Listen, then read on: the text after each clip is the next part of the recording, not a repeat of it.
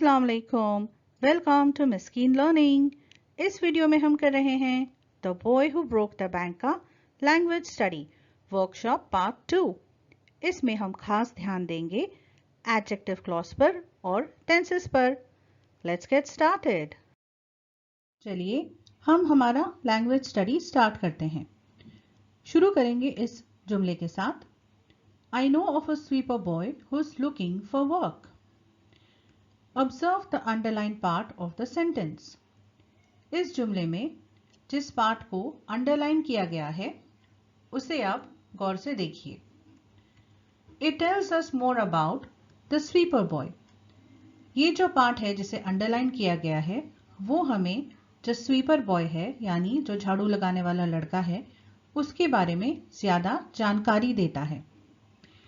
An adjective clause begins with words such as how, that, what, whatever, who, which, where, why, etc. जो adjective clause होता है वो इन words के साथ शुरू होता है जो कि है how, that, what, whatever, who, which, where, why वगैरह वगैरह। Adjective clause को पहचानने के लिए कुछ टिप्स देखते हैं। It is a clause that modifies or describes a noun. Adjective clause एक adjective की तरह काम करता है। एडजेक्टिव क्या करता है? वो जो हमारी नाउन है उसकी सिफत बताता है, उसे डिस्क्राइब करता है, उसके बारे में हमें ज्यादा जानकारी देता है। जैसे हमारे इस सेंटेंस में स्वीपर बॉय, ये हमारा नाउन है, ये हमारा सब्जेक्ट है। और जो हमारा एडजेक्टिव क्लॉज है who is looking for work, ये हमें जानकारी दे रहा है स्वीपर बॉय के बारे में कि स्वीपर बॉय काम की तलाश में है। दूसरी tip, it is always subordinate, It cannot stand on its own. Adjective clause अकेला कुछ नहीं करता, उसे मेन क्लॉज की जरूरत होती है, वो डिपेंडेंट क्लॉज होता है। जैसे main clause I know of a sweeper boy, मैं एक स्वीपर बॉय को जानती हूँ, ये एक कंप्लीट सेंटेंस है। Who is looking for work, अगर मैं सिर्फ Who is looking for work लिखूं, कौन काम की तलाश में है, तो ये एक इनकम्प्लीट सेंटेंस है। हमें यहाँ पर जो सब्जेक्ट है उसकी जानकारी नहीं है, इसलिए हम ये कहते हैं कि adjective clause is always a subordinate clause. Adjective clause की तारीफ में हमने कुछ वर्ड्स देखे जिनको शुरुआत में लगाने से एडजेक्टिव क्लॉज बनता है। अब इन वर्ड्स को क्या कहते हैं हम जरा डिटेल में देखते हैं। इन्हें कहते हैं रिलेटिव प्रोनाउंस। अब इनको जरा बारी बारी चेक करते हैं। हु ये तब इस्तेमाल होता है जब किसी इंसान के लिए यूज होता है और जब वो इंसान सब्जेक्ट होता है। whom ये भी इंसान के लिए यूज होता है और जब वो इंसान ऑब्जेक्ट होता है। which ये चीजों और जानवरों के लिए इस्तेमाल होता है। whose possession ये बताने के लिए कि कोई चीज किसकी है। where जगह बताने के लिए, प्लेस बताने के लिए। when टाइम वक्त बताने के लिए। why रीजन वजह बताने के लिए। हाउ मेथड और कंडीशन तरीका बताने के लिए या हालात बताने के लिए। व्हाटएवर थिंग्स ये भी चीजों के लिए इस्तेमाल होता है। दैट थिंग्स और एनिमल्स ये भी चीजों या जानवरों के लिए इस्तेमाल होता है। Now complete the sentences given below using your own adjective clauses. यहाँ पर जो हमें सेंटेंसेस दिए गए हैं ये इनकम्प्लीट सेंटेंसेस हैं, हमें इन्हें एडजेक्टिव क्लॉजेस से कंप्लीट करना है हमारे रिलेटिव प्रोनाउंस को यूज करके। पहला sentence, I know of a boy who is very talented. यहाँ पर हमने हु का इस्तेमाल क्यों किया है? क्योंकि हम यहाँ पर स्कूल बॉय की बात कर रहे हैं जो एक इंसान है, तो हम कह रहे हैं कि मुझे एक लड़का पता है, एक स्कूल का लड़का पता है जो बहुत ज़हीन है, तो इसलिए हमने हु का इस्तेमाल किया है। I know the joke that has become viral on the internet. यहाँ पर हम किस चीज़ की बात कर रहे हैं? जोक की, इसलिए हमने यहाँ पर दैट का इस्तेमाल किया है। I know of a doctor who treats eczema. मुझे एक डॉक्टर के बारे में पता है जो एक्जिमा को ट्रीट करते हैं। एक्जिमा क्या है? एक स्किन की बीमारी है। तो यहाँ हमने हु क्यों इस्तेमाल किया है? क्योंकि हम डॉक्टर की बात कर रहे हैं जो एक इंसान है। I know of a place where there are beautiful flowers. यहाँ पर हमने where का इस्तेमाल क्यों किया है? क्योंकि हम एक जगह की बात कर रहे हैं जहाँ पर खूबसूरत फूल हैं. I know the reason why mummy does not let us eat sweets at night. तो यहाँ हमने why का इस्तेमाल क्यों किया है? क्योंकि हम किसकी बात कर रहे हैं? रीजन की, वजह की. Rewrite the following sentences, joining them with when, where, which and why. हमें इन अल्फाजों की मदद से, जिन्हें हम क्या कहते हैं, relative pronouns, उनकी मदद से इन sentences को join करके, इन्हें जोड़ के वापस लिखना है. जब हम इन अल्फाजों का इस्तेमाल करते हैं तब हम क्या करते हैं? हम adjective clause बनाते हैं. तो यहाँ पर ये दो sentences में, इन दो जुमलों में से एक जो है वो adjective clause होगा. पहला एग्जाम्पल देखते हैं. Sitaram had a bundle of freshly pressed clothes. He balanced it on his head. इसका जवाब है Sitaram had a bundle of freshly pressed clothes which he balanced on his head. अब यहाँ पर हमने which का इस्तेमाल क्यों किया है? यहाँ पर क्या बातें हो रही है? ये दूसरे जुमले को पहले देखते हैं. He balanced it on his head. या अगर हम इस जुमले को अकेले पढ़ें तो क्या इसका कोई सेंस बनता है? क्या इसका कोई मतलब निकलता है? नहीं, क्योंकि हमें इट क्या है इसका पता नहीं है कि वो क्या अपने सर पर उठाकर बैलेंस कर रहा है. मतलब ये जो है ये अधूरा जुमला है. और जो दूसरा जुमला है ये हमें बता रहा है फ्रेशली प्रेस्ड क्लोथ्स की, वो फ्रेशली प्रेस्ड क्लोथ्स जो तार से इस्त्री किए हुए कपड़े हैं उन्हें बैलेंस कर रहा है अपने सर पे. तो हमें एडजेक्टिव क्लॉज किसे बनाना है? दूसरे वाले जुमले को, और उस पर हमें लगाना है हमारा रिलेटिव प्रोनाउन जो है which. which क्या करता है? हमें चीजों की जानकारी देता है. अब second, a large shady tamarind tree grew at one end of the bazaar. Mrs. Srivastav found her friend Mrs. Bhushan there. इसका जवाब है a large shady tamarind tree grew at one end of the bazaar where Mrs. Srivastav found her friend Mrs. Bhushan. अब यहाँ पर देखिए दूसरे जुमले की तरफ हम देखेंगे. Mrs. Srivastav found her friend Mrs. Bhushan there.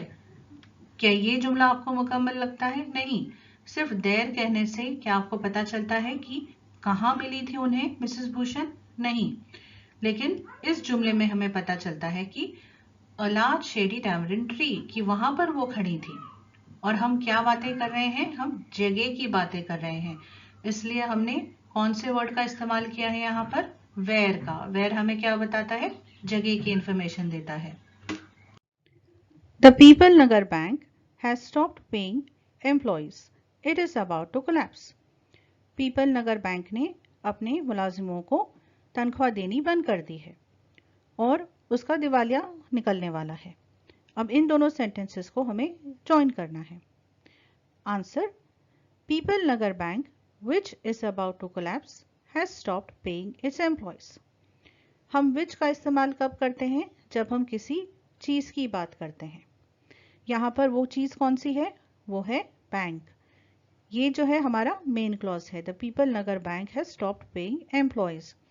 अब दूसरे स्टेटमेंट में क्या लिखा है? It is about to collapse. तो यहाँ पर ये इट क्या है?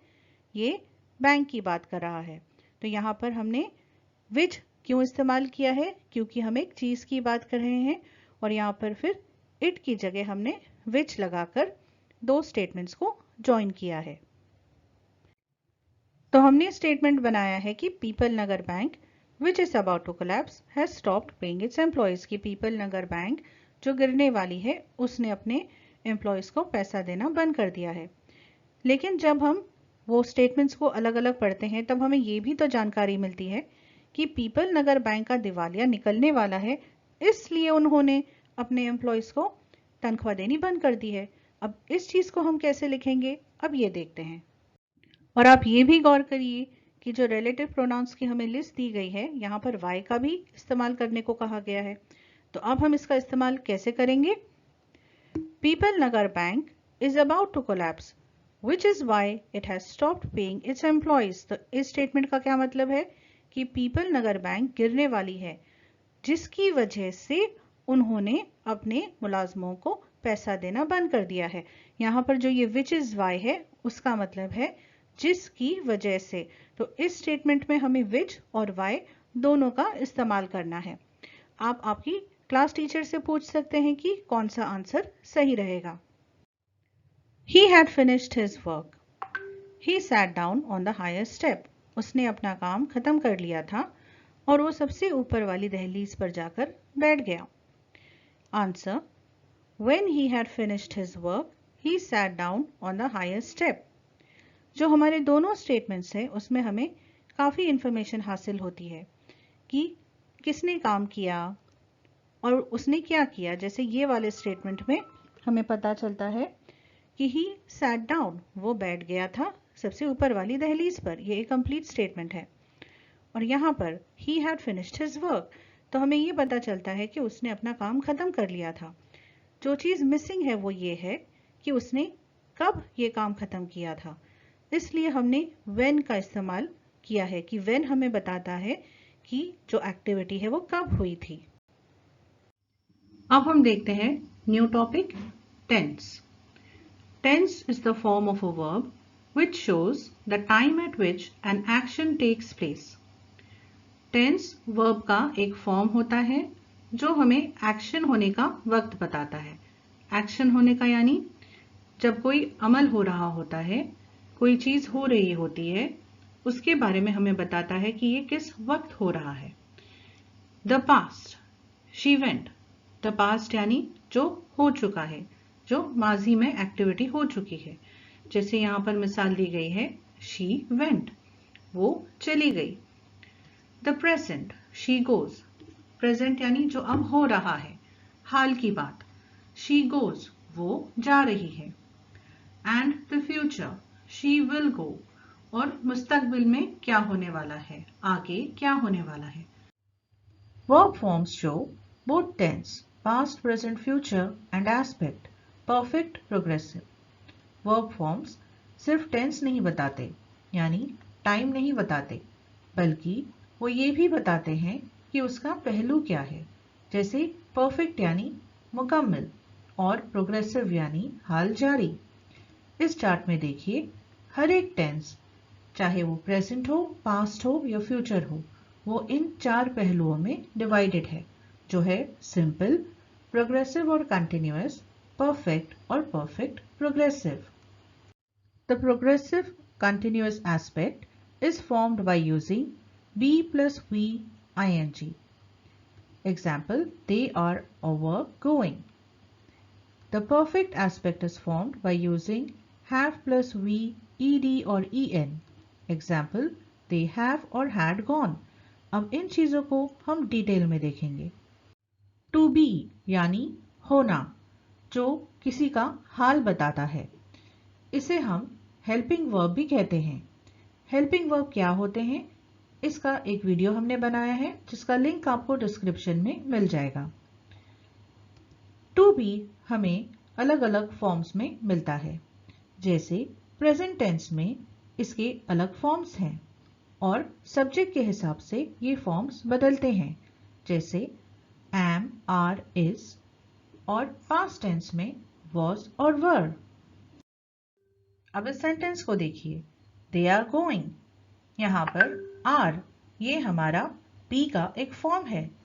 क्योंकि सब्जेक्ट दे है इसलिए आर का इस्तेमाल हुआ है, जो हमने हमारे पिछले टेबल में देखा था। अब हम गौर करेंगे हमारे मेन वर्ब पर, जो हमारे रूल का दूसरा हिस्सा है। गोइंग, ये कंटिन्यूअस फॉर्म में लिखा गया है, लेकिन इस वर्ब का रूट वर्ड कौन सा है? गोइंग का रूट वर्ब है गो, और ये गो से गोइंग कैसे बना? मेन वर्ड को लीजिए, मेन वर्ब को लीजिए जो है गो, और उसमें ऐड करिए ing, और फिर बनता है हमारा वर्ब गोइंग, जो हम प्रोग्रेसिव या कंटिन्यूअस टेंस के फॉर्म में इस्तेमाल करते हैं। अब कुछ और मिसालें देखते हैं। जो रेड कलर में है वो है हमारे टू बी के अलग अलग फॉर्म्स, और जो ब्लू कलर में है वो है हमारा मेन वर्ब प्लस ing का combination. They were going, she is eating, Gita was playing. I am singing. Verb के अलग अलग फॉर्म्स होते हैं। इन फॉर्म्स में जो ing वाले वर्ब्स होते हैं उन्हें हम कहते हैं प्रेजेंट पार्टिसिपल। तो हम ये भी कह सकते हैं कि प्रोग्रेसिव और कंटिन्यूअस टेंस फॉर्म बनता है टू बी और प्रेजेंट पार्टिसिपल से। अब हम देखते हैं परफेक्ट टेंस। परफेक्ट टेंस का हमें रूल दिया गया है हैव प्लस वर्ब उसके आगे ईडी या en। पहले हम हैव वर्ब पर गौर करते हैं। हैव भी एक हेल्पिंग वर्ब है। इसके सब्जेक्ट और प्रेजेंट और पास्ट टेंस के हिसाब से अलग अलग फॉर्म्स हम यहाँ पर देख सकते हैं। इस सेंटेंस को देखिए, दे हैव और they had gone. They have gone यानी वो चले गए हैं, जो प्रेजेंट टेंस बता रहा है, एंड दे हैड गॉन यानी वो चले गए थे, जो पास्ट टेंस बता रहा है। अब हम गौर करेंगे हमारे रूल के दूसरे हिस्से पर, वर्ब उसके आगे ईडी या en। इस वर्ब को देखिए, टू ईट। हर एक वर्ब के अलग अलग वर्ब फॉर्म्स होते हैं, जैसे सिंपल पास्ट और पास्ट पार्टिसिपल। यहाँ पर हमें ध्यान देना है पास्ट पार्टिसिपल पर। यहाँ पर देखिए, पास्ट पार्टिसिपल में ईट का अब ईटन हो चुका है, यानी ईट के आगे हमने en लगाया है, और इस तरीके के वर्ब को हम कहते हैं पास्ट पार्टिसिपल। अब हम देखेंगे एक और एग्जाम्पल, टू प्ले यानी खेलना। अब इसके पास्ट पार्टिसिपल पर ध्यान दीजिए, ये है प्लेड। यहाँ पर प्ले के आगे ed लगाया गया है और हमारा पास्ट पार्टिसिपल बन गया। अब हम एक और वर्ब देखेंगे, टू गो यानी जाना। इसका पास्ट पार्टिसिपल देखिए, ये ना तो ed से एंड हो रहा है और ना ही en से। इस तरीके के वर्ब को हम कहेंगे इर्रेगुलर वर्ब। इसलिए ये रूल कहना कि हैव के आगे वर्ब और उसके आगे ed या en होना चाहिए, ये सही नहीं होगा। हमें कहना चाहिए कि हैव के आगे हमें पास्ट पार्टिसिपल लगाना है, क्योंकि वर्ब इर्रेगुलर भी हो सकता है। अब हम कुछ और मिसालें देखते हैं। They have begun. She has eaten. Geeta has played. I have sung. ये है टेंसेस का टेबल। इसकी मदद से आप कोई भी टेंस आसानी से लिख सकते हैं। अब हम आपकी किताब में दिए गए मिसालों को पढ़ते हैं। The present tense, simple present, I go home, मैं घर जाती हूँ। शी गोज होम, वो घर जाती है। Present progressive, I am going, मैं जा रही हूँ। दे आर गोइंग, वो जा रहे हैं। Present perfect, he has gone, वो चला गया है या जा चुका है। दे हैव गॉन, वो जा चुके हैं। Present perfect progressive, he has been going, वो जा रहा है। दे हैव बीन गोइंग, वो जा रहे हैं। अब देखिए कि प्रेजेंट प्रोग्रेसिव और प्रेजेंट परफेक्ट प्रोग्रेसिव का जब हम मतलब उर्दू में या हिंदी में पढ़ते हैं तो हमें दोनों सेंटेंसेस सेम ही लग रहे हैं। तो चलिए हम देखते हैं कि इन दोनों में फ़र्क क्या है, लेकिन हम ज़्यादा डिटेल में नहीं देख सकते क्योंकि हमारा ये लेसन इस टॉपिक पर नहीं है और ये टॉपिक काफ़ी बड़ा टॉपिक है। सबसे पहले हम इस टेंस टेबल को फिर से देखते हैं। परफेक्ट कंटिन्यूअस के रो में देखिए, यहाँ पर बीन वर्ड का इस्तेमाल हो रहा है। हैज़ या हैव के बाद बीन आता है और फिर उसके बाद वर्ब और ing लगाया जाता है। बीन टू बी वर्ब का पास्ट पार्टिसिपल फॉर्म होता है और अच्छी बात यह है कि ये किसी भी सब्जेक्ट या किसी भी टेंस के इस्तेमाल के लिए सेम ही होगा। मिसाल के तौर पर, I am reading your book, मैं तुम्हारी किताब पढ़ रही हूँ। यहाँ मैं ये बताना चाहती हूँ कि ये एक्टिविटी अब हो रही है। It is happening now. I have been reading your book, यहाँ पर मैं ये कहने की कोशिश कर रही हूँ कि मैं तुम्हारी किताब पढ़ रही हूँ, लेकिन इसका मतलब ये है कि मैंने किताब पढ़ने का जो काम है वो पहले से ही शुरू कर दिया था। Activity that started in the past but is still going on in the present. यानी एक ऐसा काम जो पहले शुरू हो चुका था और अब भी जारी है। जैसे मुझे मेरी सहेली ने शायद पिछले हफ्ते किताब पढ़ने के लिए दी थी और मैंने पढ़ना शुरू भी कर दिया था, लेकिन अब तक मेरा किताब पढ़ने का सिलसिला खत्म नहीं हुआ है, इसलिए मैं कहती हूँ I have been reading your book. अब हम देखेंगे पास्ट टेंस की मिसालें। Simple past tense, she went, वो चली गई। Past progressive, I was going, मैं जा रही थी। We were going, हम जा रहे थे। Past perfect, we had gone, हम जा चुके थे। He had gone, वो जा चुका था। Past perfect progressive, I had been going, मैं जा रहा था। They had been going, वो जा रहे थे। अब यहाँ पर भी हमें पास्ट प्रोग्रेसिव और पास्ट परफेक्ट प्रोग्रेसिव उर्दू में ट्रांसलेशन करने के बाद या हिंदी में ट्रांसलेशन करने के बाद एक जैसे ही लग रहे हैं। तो चलिए अब शॉर्ट में देखते हैं कि इन दोनों में क्या फर्क है। दोनों पास्ट कंटिन्यूअस और पास्ट परफेक्ट कंटिन्यूअस हमें पास्ट में होने वाले कंटिन्यूअस एक्शन यानी जारी एक्शन के बारे में बताने का काम करते हैं, लेकिन पास्ट परफेक्ट का इस्तेमाल तब किया जाता है जब हम ये जानकारी भी देना चाहते हैं कि वो एक्टिविटी कब तक चली थी या कितनी लंबी चली थी, यानी हम ड्यूरेशन का आइडिया देते हैं। I was reading your book, मैं तुम्हारी किताब पढ़ रही थी। यहाँ पर हम सिर्फ ये बता रहे हैं कि ये एक्टिविटी जो रीडिंग की एक्टिविटी है वो पास्ट में माजी में चल रही थी। I had been reading your book when the doorbell rang. मैं तुम्हारी किताब पढ़ रही थी जब दरवाजे की घंटी बजी थी। तो यहाँ पर गौर करिए, यहाँ पर जोर हम इस बात पर दे रहे हैं when the doorbell rang कि हमारी एक्टिविटी तब तक चल रही थी जब तक घंटी बजी। एक ड्यूरेशन के बारे में हम बता रहे हैं।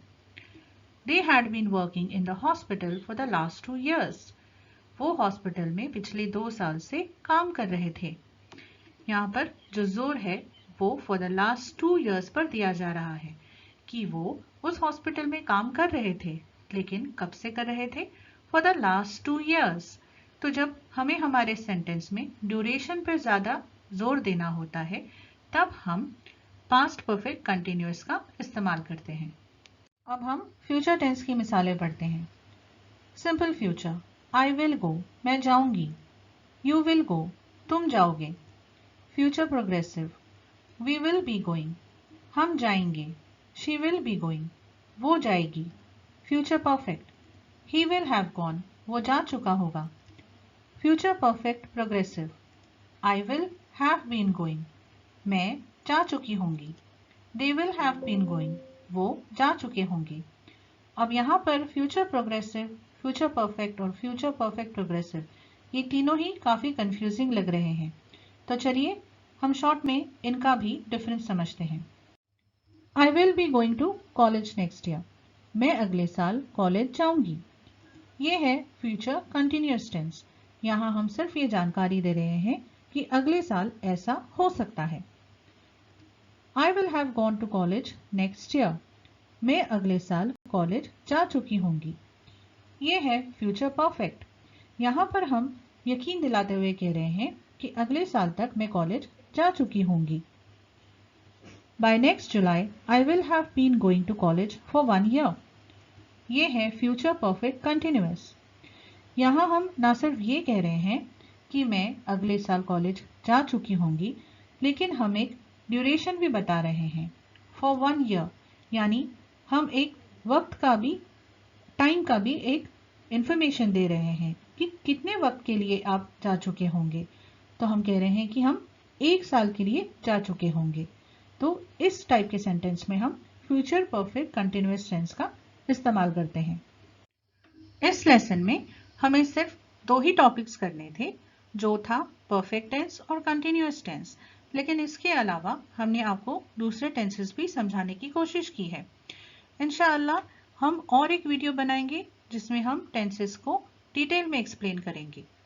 आपको कुछ डाउट है तो प्लीज़ हमें कमेंट सेक्शन में ज़रूर लिखिए और हमारे चैनल को सब्सक्राइब करिए ताकि हम आपके लिए ऐसे और यूज़फुल वीडियोस बनाते रहें। अब बात करते हैं सब्जेक्ट वर्ब अग्रीमेंट की। The appropriate form of the verb is to be used according to the subject. In the simple present tense, s or es will be added to the verb only when the subject is the third person singular.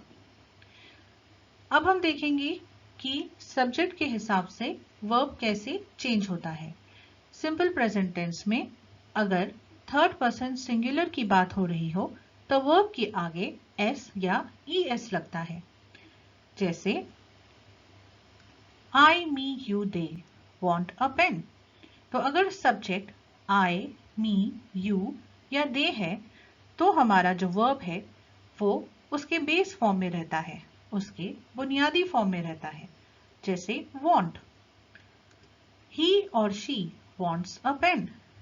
अब यहाँ पर he और she ये third person singular form में है। यहाँ पर देखिए wants के आगे s लगा है।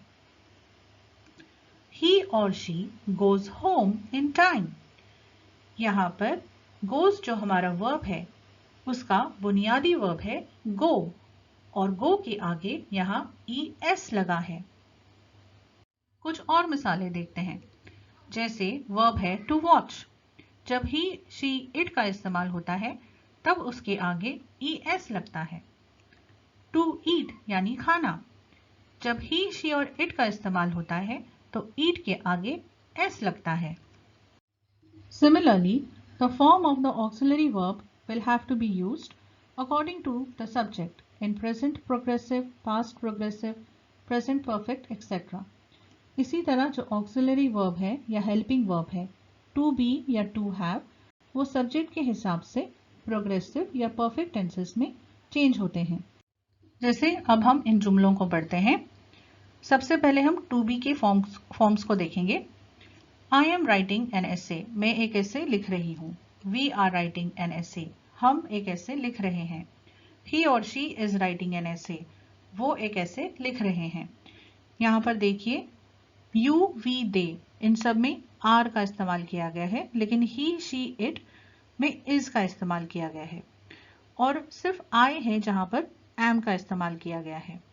याद रखिए बच्चों कि सिर्फ टू बी एक ऐसा वर्ब है जहां पर आई के लिए एक अलग वर्ब का इस्तेमाल किया गया है जैसे एम और वॉज, लेकिन जो बाकी सारे वर्ब्स होते हैं वहां पर आई, यू, वी, दे वहां उनका जो वर्ब होता है वो सेम होता है और ही, शी और इट का वर्ब अलग होता है।